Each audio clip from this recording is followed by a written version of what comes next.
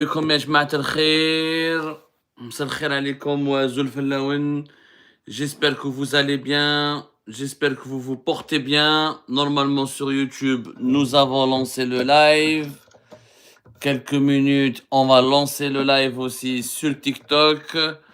Comme ça, tous les membres de notre communauté vont nous suivre. خواتي خواتاتي اهلا وسهلا مرحبا بكم يا جماعة الخير. Bonsoir tout le monde. زلف اللون والسلام عليكم. Voilà, on est directement en live, pas de tricherie avec nous. Allez, on lance, je mets TikTok.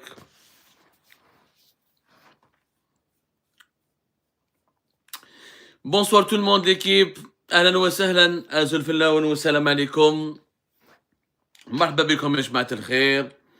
Nous sommes le vendredi 17 avril 2026 et soyez toutes et tous les bienvenus dans cette nouvelle aventure du live de votre serviteur Abdou Samar et de votre bienvenue et de notre communauté Algérie Part. Marhaba bikum ya jma'at al-khair. Azul fillaoun wa salam alaikum. J'espère que l'image et le son vous parviennent dans les meilleures conditions possibles. Prière de nous dire sur YouTube ou aussi sur TikTok si tout va bien. Oh, marhaba bikum encore une fois.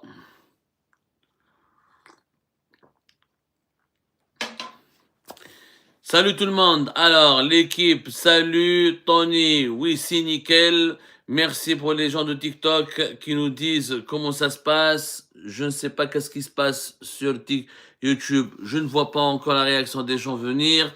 Peut-être ça va demander un peu plus de temps. Voilà, Lilo93, direct l'insulte, le mythomane. Le mythomane vous aime bien, ma chère, mon cher ou ma chère Lilou. Hello tout le monde, bonsoir tout le monde, gladiateur, marhaba bekom. Allez, partagez s'il vous plaît. Dites good live partout, good live s'il vous plaît. Un max de partage pour que ce live ne soit pas interrompu. Nous allons, durant cette soirée, interagir ensemble, débattre ensemble et répondre à toutes vos questions. Oui, good live s'il vous plaît. Merci de faire cela aussi sur YouTube comme sur TikTok. Bientôt, nous allons essayer de faire, de se doter de moyens techniques pour être aussi en live sur Facebook. أهلا وسهلا مرحبا بكم يا جماعة الخير.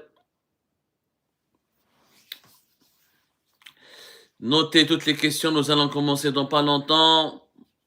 Voilà. Bonsoir tout le monde. Bonsoir à Yassine Fanyar sur YouTube. Bonsoir tout le monde. Allez l'équipe, il faut vraiment pousser la machine. Ce soir, pas de tabou. Morokino, je fais toujours des lives, mon cher ami. Au moins une fois par semaine. C'est une tradition que nous essayons d'instaurer. Allez, aujourd'hui, nous allons débattre ce soir, toujours sans tabou, avec beaucoup de sérénité. J'espère que les personnes qui sont généreuses en insultes et en diffamation, en calomnie, ne seront pas parmi nous ce soir. Marhaba bikum ya jma'at al-khair. Good live, s'il vous plaît. Mettez good live sur YouTube et sur TikTok et partagez massivement pour qu'on puisse ne pas être interrompu par les signalements malveillants et abusifs. Voilà. Alors, comment vous vous portez, mes chers amis? Comment ça va? C'est une fin de semaine en Algérie parce que c'est un week-end. C'est la fin de semaine aussi dans la plupart des pays occidentaux européens, pour ne pas tous les pays occidentaux européens. En France, c'est la fin du week-end. C'est la fin de la semaine, c'est le début du week-end. En Algérie, nous sommes déjà en week-end. Est-ce que vous êtes bien reposé aujourd'hui? Est-ce que vous avez d'ailleurs... Est-ce que vous avez regardé nos émissions tout à l'heure? Allez, on va commencer par cet échange. Qui d'entre vous a regardé notre émission ou nos émissions de la journée concernant la santé fragile du dinar algérien et concernant la vente d'un grand hôtel que l'État algérien est en train de mettre en vente, c'est celui de Barcelone, Al Palace de Barcelone. Est-ce que vous les avez vus, ces émissions, s'il vous plaît? Oui, le dinar qui dégringole. Merci beaucoup, Rachid Mimi. أهلا ومرحبا بكم يا جماعة الخير. Alors, algérienne, le Maroc, il te paye combien? Yalit, c'est moi le Maroc me paye. Hey, mais les partisans du régime Tebboune, ça fait 5 ans qu'ils répètent les mêmes insultes. Même quand ils insultent, ils innovent pas. Ce qui est incroyable, les partisans... Le régime Tebboune, mais vraiment, il est d'une impuissance intellectuelle. Il est frappé d'une constipation cérébrale. Même ses partisans, au cours de ces 5 dernières années, hein, depuis 2020, c'est les mêmes, même les insultes. Est-ce que le Maroc, pour que le Maroc te paye, t'écoute, tu bouffes dans tous les râteliers, t'es un salopard, t'es un espion, tu travailles pour... C'est les mêmes mots. On dirait, le monde se développe, on crée l'intelligence artificielle pour innover, pour progresser, pour trouver d'autres façons, d'autres modes de langage, mais les partisans du régime Tebboune, ils parlent, ils utilisent le même langage, subhanallah. Le même langage. Il n'y a pas un mot. Il n'y a pas un mot qui change. Il n'y a pas. Faites un effort. Moi, ce que je dis aux gens qui essayent de nous insulter ou qui essayent de nous diffamer, de nous dénigrer, parce que nos investigations, nos révélations leur font mal. Faites un effort. Évoluez, Ejma. Évoluez. Essayez de trouver quelque chose de plus logique. Je sais pas, Qal Abdou Sammar qui t'alimente de l'intérieur, Gal tu es lié à un clan du régime, je peux comprendre. Mais le Maroc, Israël, le Maroc, Israël, ils ont besoin d'Abdou Sammar pour attaquer l'Algérie, là, pour attaquer le régime algérien. Ah, les dirigeants algériens se chargent eux-mêmes à travers leurs bêtises et leur absurdité, de faire du mal à l'Algérie. C'est pour vous dire la constipation cérébrale dont sont victimes les partisans du régime Tebboune, elle est catastrophique, elle est vraiment inédite, elle est tout simplement inédite. مرحبا بكم يا جماعة الخير، أهلا وسهلا. Allez, on va attaquer les questions sérieuses, on va laisser celles et ceux qui nous insultent. On va leur laisser tout le plaisir d'être consumés par leur haine, par leur rage. Nous n'allons même pas les censurer. On va les laisser comme ça souffrir en silence. Nous n'allons même pas leur répondre et nous allons nous attaquer à des questions beaucoup plus importantes et beaucoup plus utiles et beaucoup plus instructives. Good life, Ajma'ad al-Khair. Good life partout. Good life partagé massivement. Nous allons ensemble parler librement et nous allons provoquer des insomnies à ces partisans du régime Tebboune qui souffrent parce qu'ils ne supportent pas qu'il y ait des journalistes libres et indépendants, qu'il y ait des voix dissidentes et discordantes sur la scène médiatique. Alors, par quel sujet vous voulez qu'on commence, Ajma'at al-Khair? On parle de Blida? Car oui, mais si vous voulez qu'on parle de Blida, allez-y, parlez de Blida. Qu'est-ce qui s'est passé à Blida de nouveau? Allez. Alors, oui, Blida, oui. Blida, malheureusement, elle est tombée dans les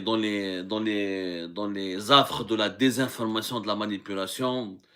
Alors, moi, j'aimerais bien que les gens qui nous disent, qui ont cru jusqu'au bout, on va parler du dinar tout à l'heure aussi, ne vous inquiétez pas. Blida encore et toujours. Blida, malheureusement, a été un catalyseur, plutôt un révélateur de l'ampleur de la désinformation et de l'inconscience du régime Tebboune. C'est-à-dire un attentat, mentir sur un attentat, cacher la vérité à son propre peuple et dire que c'est une bonbonne de gaz, alors que l'AFP et la presse internationale ont tous confirmé qu'il s'agissait d'un attentat, c'est tout simplement inconscient. Ce que le régime Tebboune a fait avec l'événement de Blida est tout simplement de l'inconscience. Oh non, encore une fois, je ne comprends pas. Il y a où le mal à reconnaître? Il y a où le mal à reconnaître qu'il y a eu un attentat dans le pays et que cet attentat a été déjoué, que les services de sécurité ont évité le pire et que l'Algérie elle est debout et que le terrorisme ne gagnera pas. Je ne comprends pas, il est où le mal?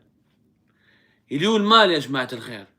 Aller mentir, aller payer des influenceurs et bombarder les réseaux sociaux et envahir les réseaux, ou je sais pas quoi, asperger les réseaux sociaux par un récit, par un narratif totalement irrationnel, non illogique et absurde, c'est de la bassesse, c'est du sous-développement. C'est ça le sous-développement, Jma'at al-Khair. Quand on parle d'un attentat terroriste, on n'est pas en train de promouvoir du terrorisme. Quand rapporter une information négative, ça ne veut pas dire qu'on est d'accord avec les acteurs ou avec l'action maléfique ou les actions négatives décrites par cette information. Mais mentir, désinformer, manipuler, utiliser des arguments qui n'ont... Franchement, c'est une honte.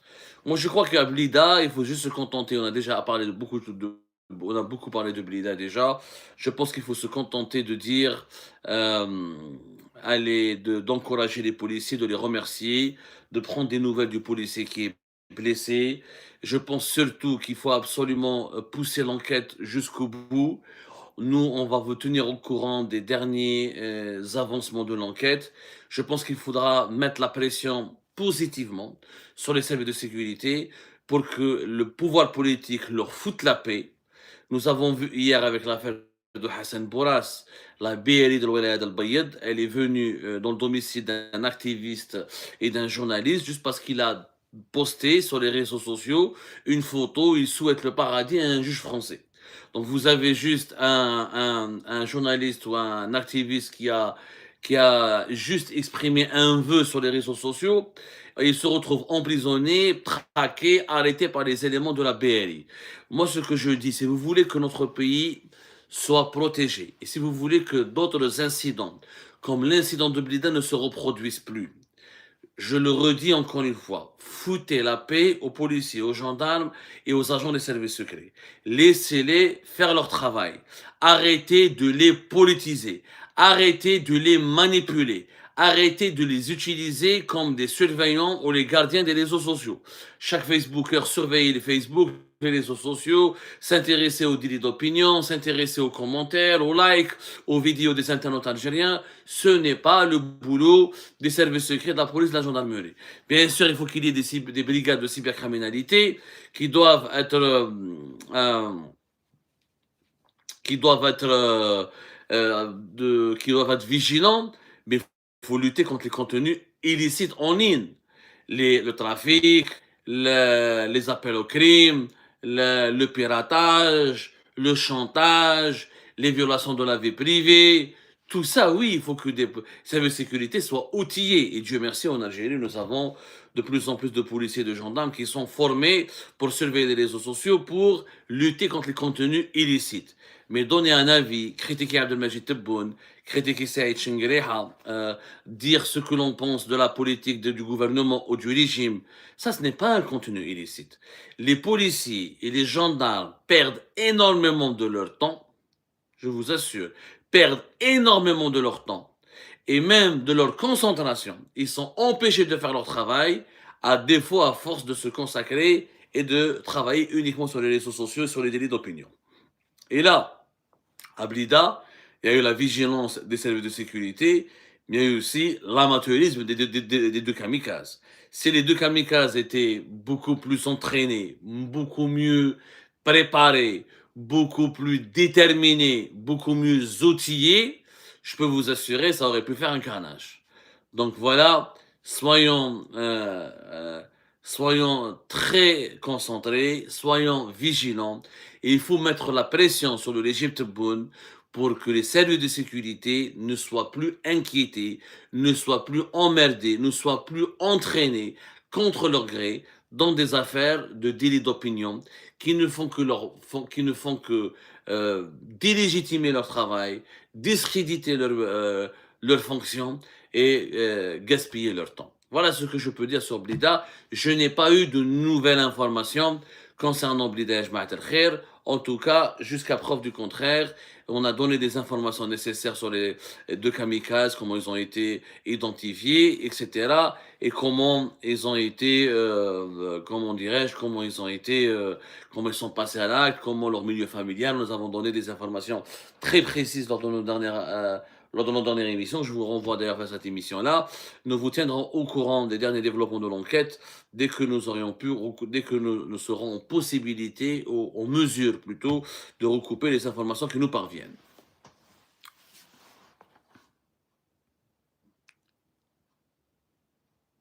Alors, sur YouTube, Histoire 992-74. Est-ce que les Algériens pensent vraiment que le Sahara occidental sera libéré?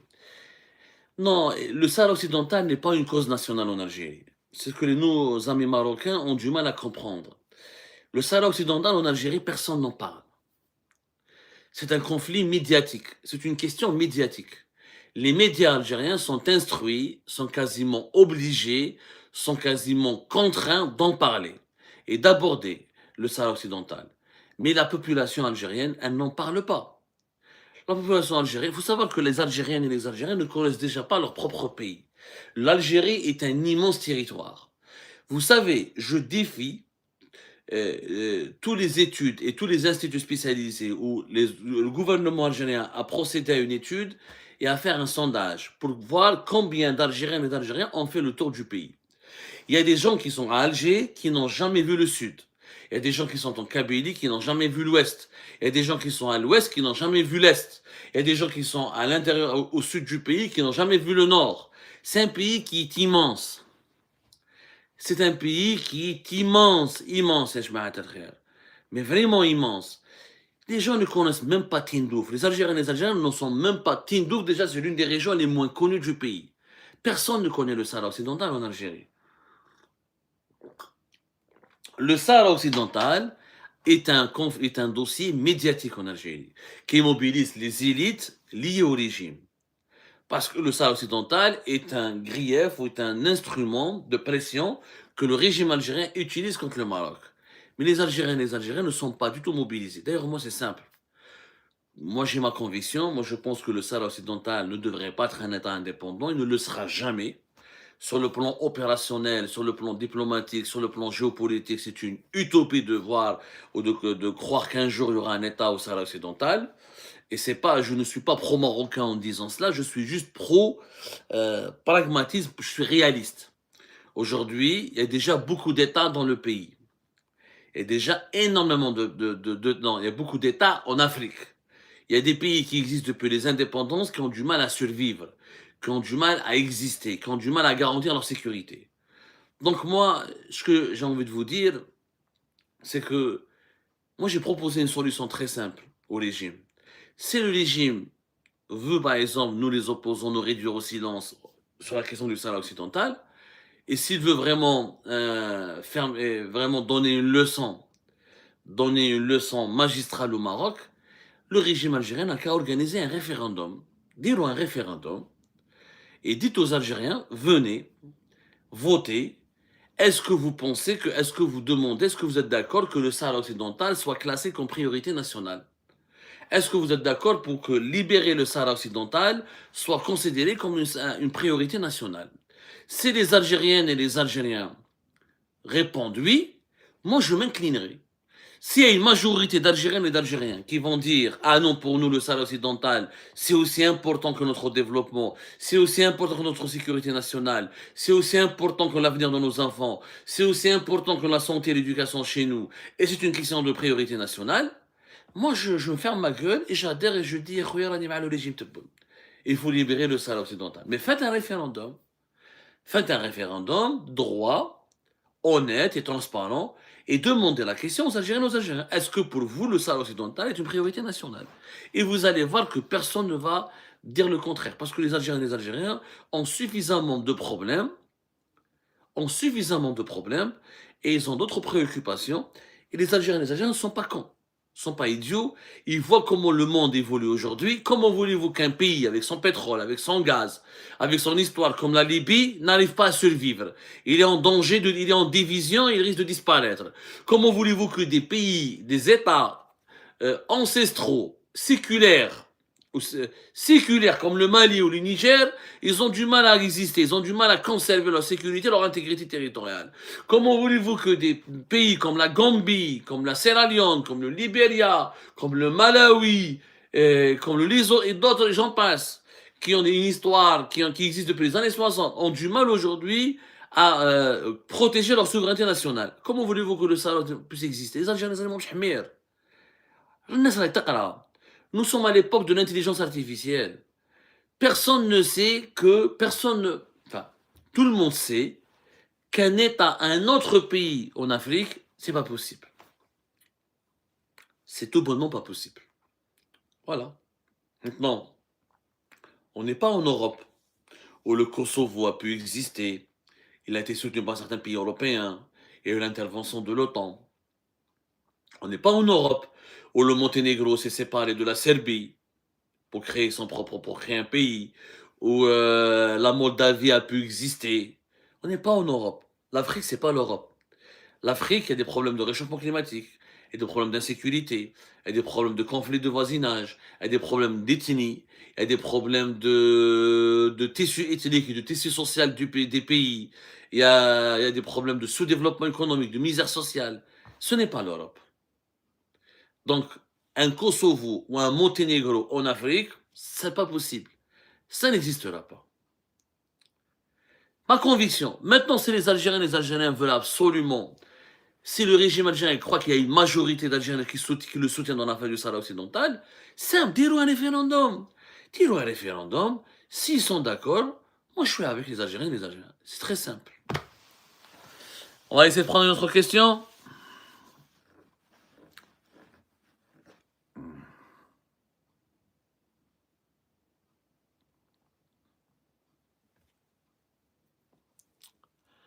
Aïe, Jma'a. Est-ce qu'on peut passer à d'autres questions, s'il vous plaît? Alors, Binigomigo, il me parle d'un dernier amendement de la Constitution algérienne. Est-ce que tu peux préciser davantage ta question? Parce que je ne l'ai pas vraiment comprise. De quel amendement tu parles exactement?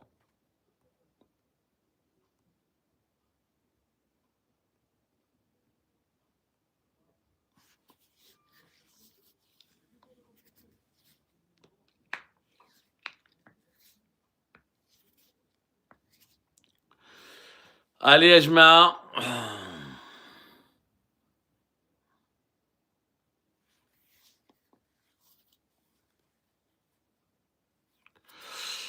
Larma, parlez-nous des élections et des personnes qui seront présentées à la présidentielle en Algérie. On n'en est pas encore là.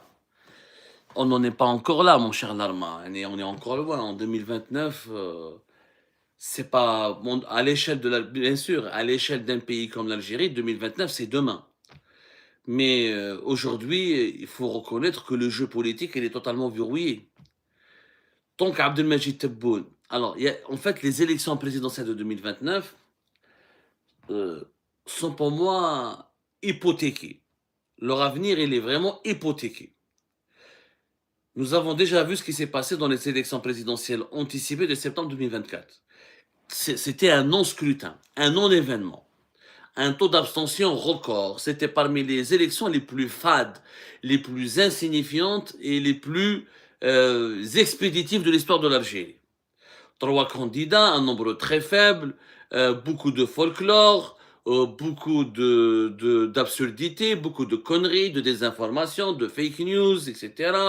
Et d'une bassesse et d'un ridicule qui a tué l'imagination et qui a provoqué un ennui national. Personne n'a suivi. Je dis bien, personne n'était mobilisé, n'a suivi les élections présidentielles anticipées de septembre 2024. Le régime Tebboune, dans son fonctionnement actuel, s'il ne change pas, s'il dure jusqu'à 2029, il y aura zéro suspense, zéro intérêt, désintérêt général, zéro compétition, zéro imagination. La seule nouveauté, la seule caractéristique de la prochaine élection présidentielle, c'est que Tebboune ne peut pas se présenter. Donc Tebboune doit partir. Maintenant,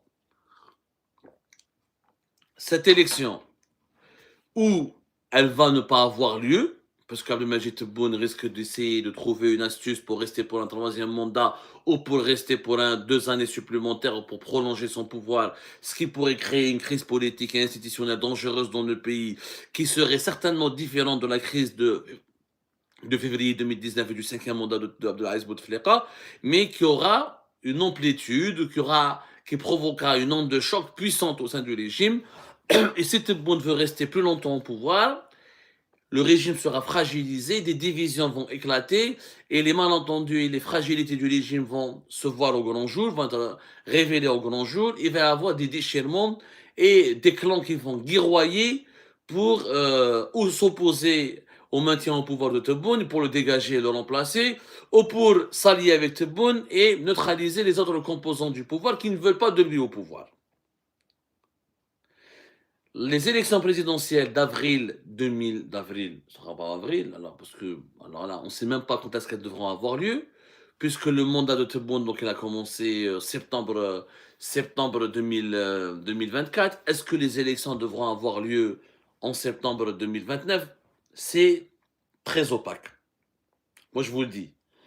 Pour que ces élections puissent se tenir, il faut qu'une année avant, Tebboune soit clair avec lui-même, soit clair avec le peuple, et dise au peuple, je vais partir.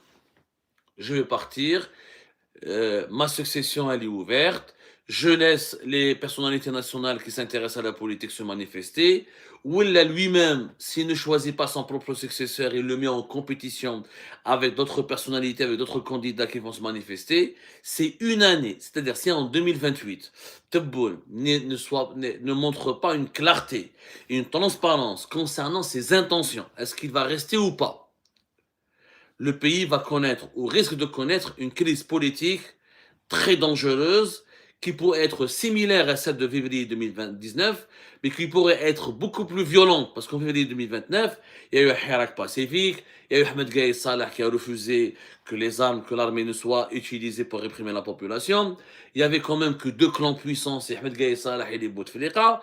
Là, on a l'impression qu'il y a plusieurs clans, que les clans de Tebboune ou de Shengriha peuvent se diviser et se subdiviser, et que la situation financière de l'Algérie de 2019 est meilleure que celle de l'Algérie d'aujourd'hui, et la situation sociale et la situation diplomatique et géopolitique de l'Algérie de 2019, le monde de 2019 était beaucoup moins dangereux que le monde d'aujourd'hui, ou que le monde de 2029. 10 ans plus tard, en 2029, nous voyons bien que le monde aujourd'hui, depuis la guerre en Ukraine, ne cesse de se complexifier. Le monde bascule dans une dimension très horrible et très inquiétante, avec des guerres et des conflits armés qui prennent une ampleur tragique. Donc, les élections de 2029 sont marquées par de nombreuses incertitudes. Mais tout dépend de l'attitude de Tebboune. Si Tebboune va jouer la montre, où il veut exploiter les derniers moments de son deuxième mandat pour dire ses intentions, il va plonger le pays dans cette crise politique. Où je pense qu'elle risque de ne même pas se tenir. Puisque Tebboune, un troisième mandat, impossible. Mais le moustahil, mais il même pas au pouvoir plus longtemps que 2029. Maintenant, il y a une troisième considération, un troisième problème. C'est que Tebboune est très âgé. C'est qu'en 2029, Tebboune aura 83 ans, 84 ans. Est-ce qu'il tiendra jusque-là?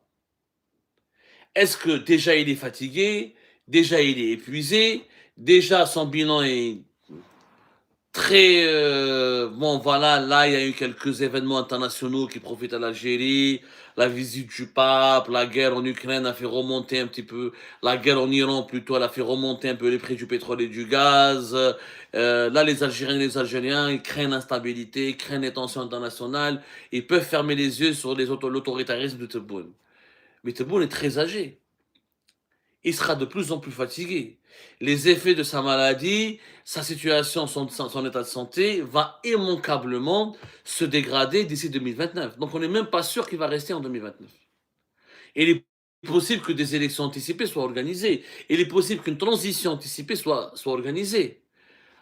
Et moi je le dis, tant que Tebboune ne montre pas clairement ses intentions, tant qu'il ne dit pas ce qu'il a envie de faire, tant qu'il ne s'engage pas auprès du peuple à quitter le pouvoir pacifiquement, sans volonté de le monopoliser, sans volonté de violer la Constitution, sans calcul machiavélique, sans complot contre les institutions de l'État, c'est-à-dire sans manœuvrer pour créer des situations exceptionnelles et rester encore plus longtemps au pouvoir. Là, on pourra assister à une transition intéressante et on pourra assister à des élections intéressantes. Mais dans l'ordre actuel des choses, vu comment Tebboune monopolise le pouvoir, vu comment il gouverne de façon autoritaire le pays, vu comment il a envie d'accumuler la dernière révision technique de la Constitution, elle était quand même inquiétante. Nous avons un chef d'État qui a pris tous les pouvoirs judiciaires, qui a accumulé tous les pouvoirs judiciaires pour en faire quoi? Est-ce que le chef de l'État avait besoin d'autant de pouvoir judiciaire en Algérie? Non. Les intentions de Tebboune ne sont pas claires, ne sont pas du tout claires. Humainement, il est exposé à une limite. Il ne peut pas faire de troisième mandat. C'est pas parce qu'il n'a pas le droit de violer la Constitution. Tebboune aujourd'hui, dictateur qu'il est, il peut tout se permettre. C'est que son état de santé ne lui permettra pas. Sa santé ne lui permettra pas. Allez, sur YouTube, Rono Click me parle du dinar. Il faut savoir que le dinar, on lui a consacré 2 émissions aujourd'hui.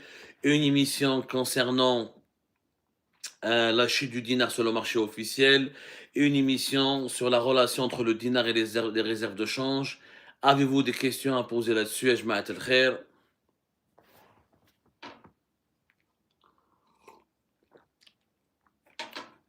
Quand on voit par exemple le bilan de Tebboune, le dinar, pour moi, le dinar symbolise à lui seul la situation alarmante de l'Algérie sous Tebboune. Le dinar sur le marché parallèle, le marché noir des devises, il a perdu plus de 35%. 35% entre 2020 et 2026. Le dinar sur le marché officiel, il a perdu plus de 7%. Presque 8% de 2020 à 2026. Quand une monnaie recule autant, sans qu'il y ait une augmentation des exportations, sans qu'il y ait une diversification de l'économie, sans qu'il y ait une augmentation notable des investissements étrangers, sans qu'il y ait une amélioration ou une augmentation du nombre de touristes qui visitent le pays, sans qu'il y ait une amélioration macroéconomique au niveau des exportations, là, au niveau de la balance commerciale, ça signifie que le pays est en crise. Ça veut dire qu'il est en train de reculer. Ça veut dire que l'Algérie est en train de régresser et que nous sommes en pleine régression. Et que cette régression, personne ne peut la nier. Personne ne peut la nier. Donc ça, c'est le bilan. La monnaie, le dinar, il illustre à lui seul, la chute et le déclin de l'Algérie. Si l'Algérie était forte, stable et en croissance, le dinar se serait stabilisé. C'est une logique. Avec une croissance économique de 3-4%, mais ta monnaie, elle chute chaque année de 7%, 6%. C'est un problème au niveau des statistiques, c'est qu'il y a un mensonge. Tu dis que tu diversifies tes exportations et ton dinar continue de chuter et tes rentrées en devises n'augmentent pas. Au contraire, les rentrées en devises, elles baissent, comme durant l'année 2025. Et elles sont toujours dépendantes du pétrole et du gaz. Donc il y a un problème quelque part. Donc il y a bien quelque part, il y a un problème. Si l'Algérie, elle est gagnante, comme je le vois là tout à l'heure, il y a je vois tout à l'heure sur YouTube, là, quelqu'un m'a dit, mais l'Algérie est gagnante de la crise avec l'Iran. Ok, si elle était gagnante avec la... Combien on a gagné? J'entends des chiffres, regardez qu'en un mois, on a exporté 440 millions de dollars de pétrole. Mais c'est rien 440 millions de dollars pour un pays de presque 50 millions d'habitants et l'équipe. On a gagné combien? La crise en Ukraine, on a gagné 10 milliards de dollars de plus. Entre 10 et 12 milliards de dollars de plus. C'est rien pour un pays de 50 millions d'habitants. Si on avait gagné une vingtaine, une trentaine, une quarantaine de milliards de dollars, je vous dirais oui. Là, je suis d'accord. Mais le peu qu'on est en train, avec la guerre en Ukraine, dont les effets ont duré plus d'une année, de 2022 jusqu'à une bonne partie de l'année 2023. On a gagné quoi? On a gagné une dizaine de milliards de dollars, pas plus. Entre 10 à 12. Ce n'est rien pour un pays de... 10 à 12, c'est même pas le budget du ministère de la Défense. Le budget du ministère de la Défense nationale est de une vingtaine de milliards de dollars. Donc soyons sérieux. Soyons sérieux. L'Algérie n'en profite pas. Le régime, il en profite, mais pas l'Algérie. Je m'explique. Le régime en profite comment? L'intention sur lui, elle est détournée, elle est ailleurs. Les pays occidentaux ne s'intéressent pas à l'Algérie parce que leur problème c'est l'Iran, Israël, etc. Donc ils oublient l'Algérie, le problème des libertés publiques et le danger que représente l'instabilité de l'Algérie par rapport aux pays occidentaux. Et ils sollicitent davantage le régime algérien pour augmenter de quelques quantités supplémentaires de gaz en attendant de trouver des solutions alternatives au manque de gaz. C'est tout. Le régime, il en profite. Il est oublié, il est un peu protégé, il est un peu courtisé. Mais l'Algérie n'en profite pas. Depuis 2022 jusqu'à 2024, il y a eu la guerre en Ukraine. Et que le prix du baril du pétrole a dépassé les 100 dollars, comme pour le cas de la guerre en Iran. Qu'est-ce que l'Algérie a réalisé? Ou je donne non. C'est très simple. Les gens qui disent l'Algérie va en profiter. On a fait quoi? On a fait on a fait une petite esplanade au niveau de Bab el-Oued, on a fait un terrain de Rajbilet, entre Béchar et Rajbilet, qui n'est emprunté par personne, et donc plus personne n'en parle aujourd'hui. On a importé quelques bus parce qu'on n'a plus de bus. Mais sinon, rien n'a changé en Algérie entre 2022 et 2024. Je n'ai vu ni grand projet à être lancé, ni exportation diversifiée, ni nouvelle infrastructure réalisée. مثلنا عايشين بلا grande mosquée تاع بوتفليقة, بالmétro تاع بوتفليقة, l'ancien rail de بوتفليقة, بلا la formule de بوتفليقة, et les mêmes, nous vivons les mêmes pénuries qu'avant 2022. Les mêmes pénuries, pas de voitures, pas de pneus, pas de produits de large consommation, en grosse quantité, les produits importés narcine, certains produits de large consommation, certains produits électroménagers ou mécaniques manquent toujours. Donc qu'est-ce qui a changé?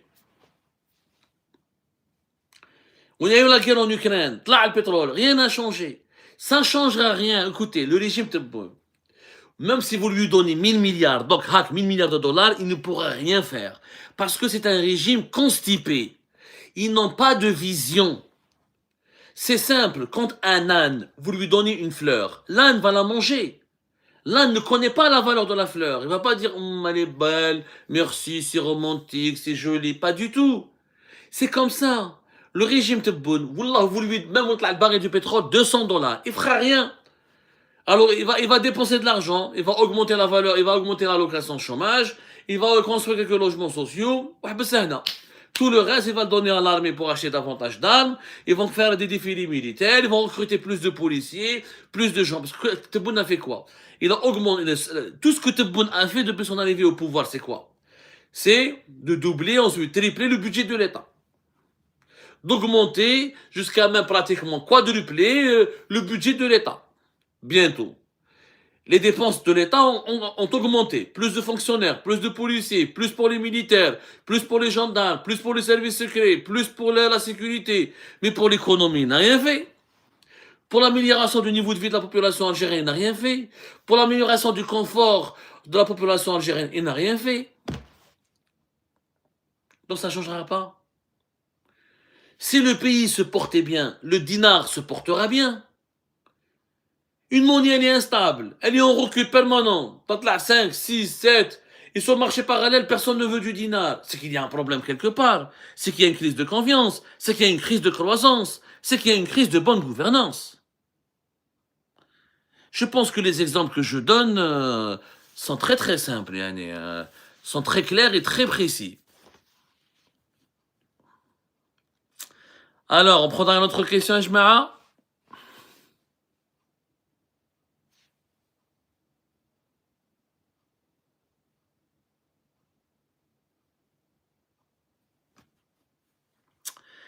Allez, une autre question, Ajma'a.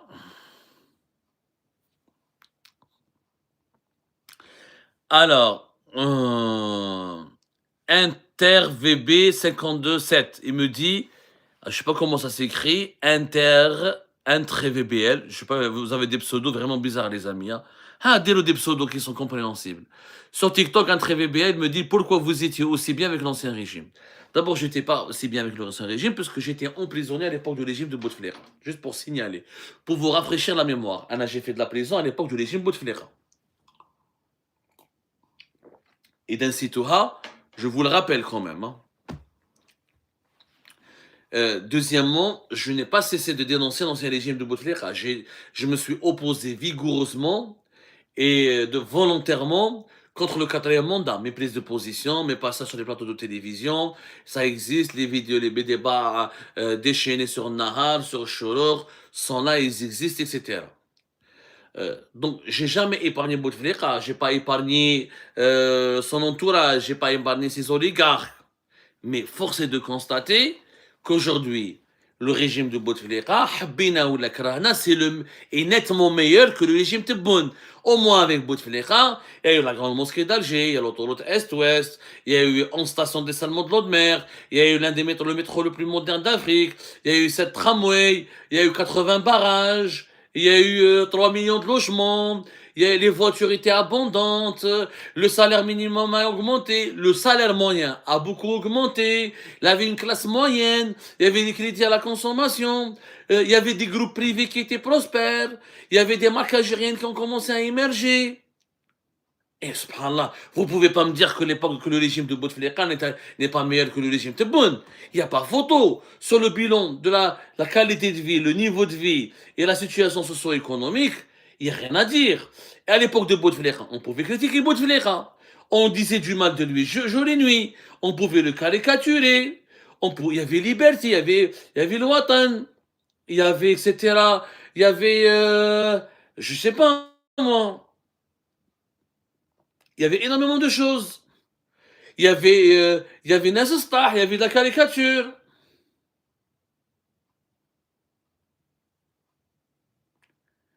Donc vous voyez, il y avait des acquis. Il y avait des acquis sérieux. Donc voilà. Ne me dites pas, quand je dis en fait, je ne dis pas du bien du régime de Bouteflika. Je dis que je dis la vérité. Le régime Bouteflika est nettement meilleur, et nettement plus vertueux, plus performant et plus efficace que le régime Tebboune. Et beaucoup plus utile pour le pays et beaucoup plus productif pour le pays que le régime Tebboune. C'est une vérité. Les indicateurs sont là. Les indicateurs sont là. Le dinar n'avait jamais chuté autant, l'inflation n'a jamais été aussi élevée autant, le chômage n'a jamais été aussi important autant, il n'y avait jamais de pénurie aussi importante à l'époque de Bouteflika comme aujourd'hui. Faut pas déconner. Là, le régime Tebboune, on en est arrivé à organiser des cérémonies pour distribuer des pneus. يعني تحت المستوى هبط هذا ce niveau-là. On en est arrivé jusqu'à distribuer des pneus, ramener la presse pour distribuer des pneus. Faut arrêter. Sur le plan des libertés publiques et individuelles, j'en parle même pas. Sur le plan des libertés publiques et individuelles, c'est une catastrophe absolue. Moi, j'ai créé Algérie à l'époque de Bouteflika. On était arrêtés, interpellés, on allait en prison, on restait une semaine, 2, pas plus. On était convoqués à Antar, on passait la nuit à Antar, on va dire on nous criait dessus, on nous rappelait à l'ordre, mais jamais on était emprisonné pour 5 ans, 6 ans. Jamais la liberté de parole était supprimée définitivement. Jamais on nous a, jamais comment dirais-je, jamais on était censuré ou la liberté de la presse était totalement étouffée. Alors, Ouattani, est-ce que tu crois à l'Algérie nouvelle avec des technocrates? Non, les technocrates ne peuvent pas diriger ou définir un pays à eux seuls. Les technocrates ne peuvent pas imaginer un pays à eux seuls. Les technocrates ne sont qu'un maillon de la chaîne. Les technocrates, ce sont des compétences techniques qui sont nécessaires pour apporter des solutions techniques à des problèmes techniques. Sauf que dans un pays, il n'y a pas que des problèmes techniques. Il y a aussi des problèmes politiques. Un pays a besoin d'un projet de société et d'une vision politique. Un projet de société, ça veut dire qu'est-ce qu'être algérien? Comment on veut se définir en tant qu'Algérien à travers le monde? Quel est le mode de vie que nous voulons? Quelles sont les valeurs que nous défendons? Quelle est l'éthique ou la morale en laquelle nous croyons? Avoir une vision politique. Et qu'est-ce qu'on veut faire du pays? Est-ce qu'on veut faire un pays fédéral, un pays démocrate, un pays autoritaire, un pays républicain, un pays de social, un pays libéral, un pays égalitaire, un pays pour qui favorise l'épanouissement de l'individu, ou un pays qui favorise l'épanouissement de la communauté ou du collectif au détriment de l'individu? Il faut une vision. Nous avons le même projet qui est le projet de novembre 54. Ça, c'est le projet idéologique. Mais c'est un projet en novembre 54. Et le projet réel du régime, c'est l'autoritarisme, la sécuritocratie. La supériorité des considérations sécuritaires sur tout. Sauf que, est-ce que c'est la sécurité qui ramène la prospérité et le développement? Non, c'est le contraire. C'est la prospérité et le développement qui ramènent la sécurité, et non pas le contraire. Un technocrate, il est efficace pour trouver des solutions techniques. Mais un technocrate, il n'a pas de vision politique. Il n'a pas de vision politique, un technocrate. Comme il n'a pas de projet de société. Est-ce qu'on est pour... Quel est le degré de liberté des femmes que nous tolérons? Quel est le degré de liberté religieuse que nous tolérons? Quelle est la représentativité des jeunes au niveau des élites? Qui doit être président? Qui ne doit pas l'être? Quel sera le rôle? Quel est le rôle de l'armée? Quels sont les rôles des services de sécurité? C'est ça avoir un projet de société. Un technocrate n'a pas de projet de société. Donc il ne faut pas y croire qu'elle était... Aujourd'hui, dans l'Algérie d'aujourd'hui, vous avez beau ramener les plus beaux, les plus intelligents, les plus brillants des technocrates dans la planète, ils ne pourront rien faire pour le pays. Parce qu'ils seront noyautés et stoppés par la machine dictatoriale et par la médiocrité ambiante du régime et par ses dysfonctionnements internes. Le régime algérien a un fonctionnement clanique, il a un fonctionnement sécuritaire, il a un fonctionnement opaque, il a un fonctionnement qui est inintelligible et incompréhensible. Il a un fonctionnement basé sur un agenda sécuritaire ou un agenda clanique. Il n'y a pas d'intelligence. Maintenant, c'est la notion d'intérêt général. Aujourd'hui, je vous défie de Tebboune jusqu'au dernier planton de la présidence. Quel est le développement comment vous voyez l'Algérie d'ici 2030? Comment vous voyez le développement du pays? Comment l'Algérie doit se développer? Comment doit se... Mais il n'y a aucune orientation.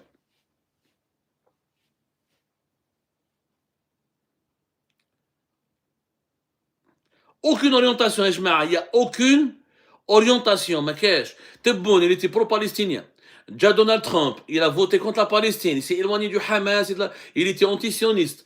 La guerre entre l'Iran et Israël, il est devenu pratiquement neutre au point qu'on le soupçonne d'être pro-israélien. Il était l'ami des Iraniens, mais dès que l'Iran est attaqué, Dalal l'Iran. Hier, il est ami avec les Français, ennemi avec les Français, ennemi avec les Espagnols, ami avec les Espagnols.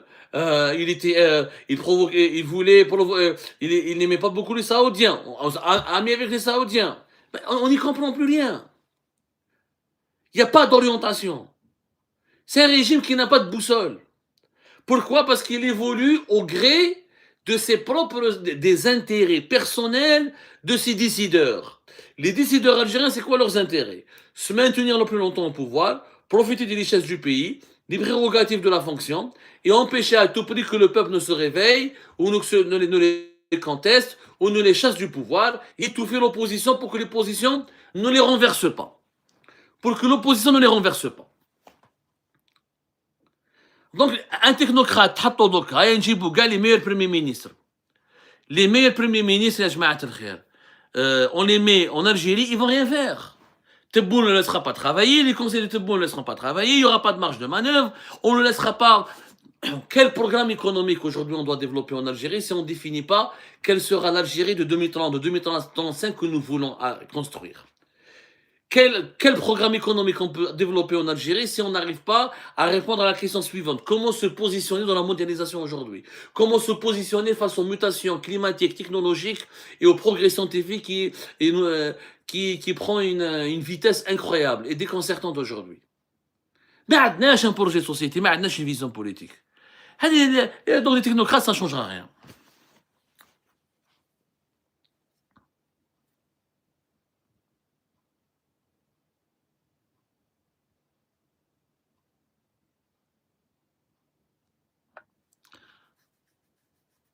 Allez, Esma. On va prendre encore quelques questions avant de terminer.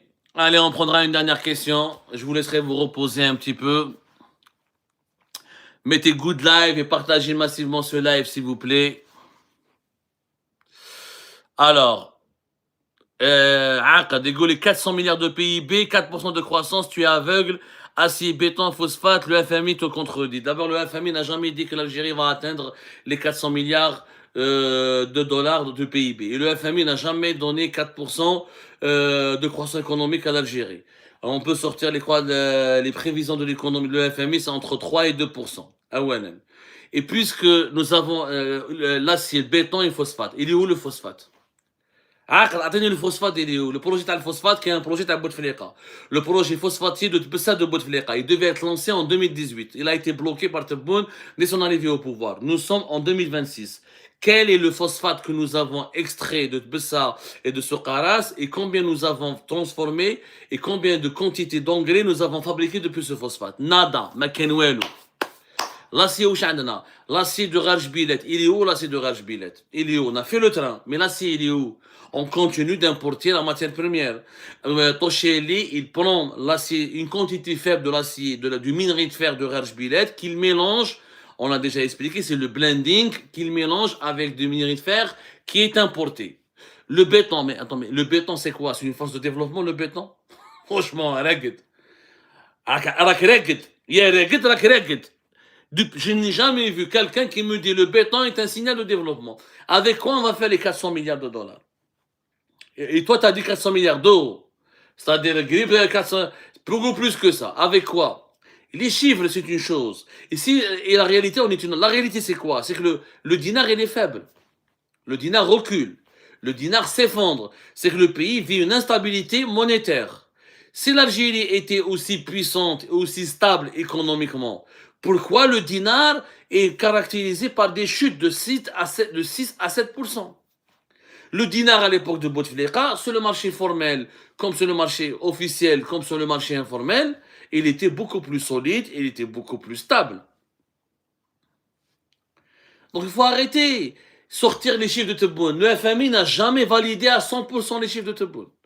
Pour qu'on soit très très clair. Le FMI n'a jamais cessé de pointer du doigt les ajustements, les nécessaires, les réformes structurelles, l'urgence de garantir, de réduire le déficit budgétaire. Les seules réalités, c'est que nous avons un pays de déficit budgétaire, un pays de masse monétaire énorme et de monnaie de plus en plus faible, de pouvoir d'achat de plus en plus faible et d'inflation de plus en plus faible.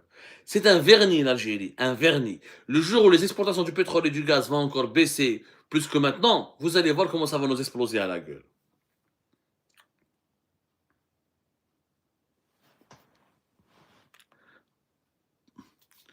Alors, Renaud Clio qui me dit pourquoi il y a un marché informel au fait. Il y a un marché informel au fait parce que le système algérien, il est fermé. Il ne permet pas la liberté de change, le droit de change. Il n'y a pas de liberté de change. D'abord, le dinar, il est non convertible. C'est une monnaie qui n'est pas convertible. Tu peux ni l'acheter ni la vendre à l'étranger. Et la devise, elle relève uniquement du contrôle exclusif de l'État à travers, comment on appelle ça, la Banque d'Algérie. Donc, pourquoi il y a un marché informel? Puisque les citoyennes et les citoyens sont privés de la liberté d'acheter des devises, pour s'approvisionner en devises, ils vont vers le légal, vers le marché noir. C'est comme si demain je vais interdire les téléphones à la vente en Algérie. Sauf que tout le monde a besoin de téléphone. On a besoin de téléphone pour vivre. C'est une caractéristique de la modernité. Les gens il n'y a pas de magasins qui vendent des téléphones. Donc on va aller vers où? Pour trouver des téléphones, il faut aller vers le marché informel. Il y a un marché informel, il y a un marché noir, parce que l'État verrouille l'accès aux devises, parce que l'État est en train à une gestion autoritaire de l'économie, parce qu'il n'y a pas il n'y a pas de libre échange, il n'y a pas un marché d'échange qui est libre. C'est très simple.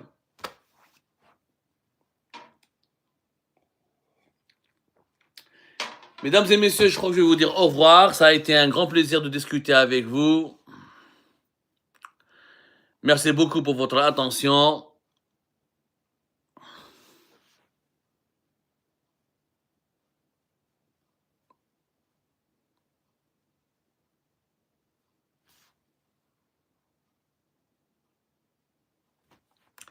T'offrir 1 million de tonnes de phosphate 2023. Montre-nous les chiffres alors. Où sont les 1,5 million de tonnes de phosphate par an? Oui, et après, on en a fait quoi? L'Algérie, elle exporte déjà du phosphate en état brut. Le projet phosphaté de Tbessa, c'était pas de produire du phosphate. Le phosphate, tu ne le produis pas. Le phosphate, il est extrait. C'est une ressource naturelle. Tu extrais du phosphate. Le projet était de transformer le phosphate en engrais. C'est un projet phosphatier. Le phosphate était déjà exploité en Algérie bien avant Tebboune et bien avant Bouteflika. depuis les années 90, voire depuis les années 80 ou 70. Ce n'est pas nouveau. Le phosphate, le Maroc, il a du phosphate. Il y a beaucoup de pays au monde qui ont le phosphate. Le projet industriel, c'est comment transformer ce phosphate en engrais. Comment faire, comment utiliser ce phosphate pour faire de l'industrie. C'est ça le phosphate. C'est ça le projet phosphatier. C'est ça une industrie. Aujourd'hui, les engrais de l'Algérie sont majoritairement et quasi exclusivement produits plutôt, à partir du gaz naturel. C'est tout. On aura l'occasion de parler de ce projet phosphatier, d'approfondir nos investigations et nos explications là-dessus. Merci beaucoup de nous avoir suivis, Rapti Khouatati. Je vous dis bon. Et ben voilà les amis, c'est la fin de cette vidéo. Je vous remercie comme d'habitude pour avoir suivi jusqu'à la fin. N'oubliez pas de nous laisser vos commentaires et vos réactions sur cette vidéo et de vous abonner à la chaîne si vous n'êtes pas encore abonné. Donc voilà, ça fait vraiment plaisir de voir vos commentaires et vos réactions et vos discussions sur la section des commentaires. C'est très intéressant et je vous prie toujours de garder le respect et un petit peu la bonne ambiance pour tout le monde. Donc voilà, merci beaucoup et à la prochaine dans une nouvelle vidéo. Au revoir.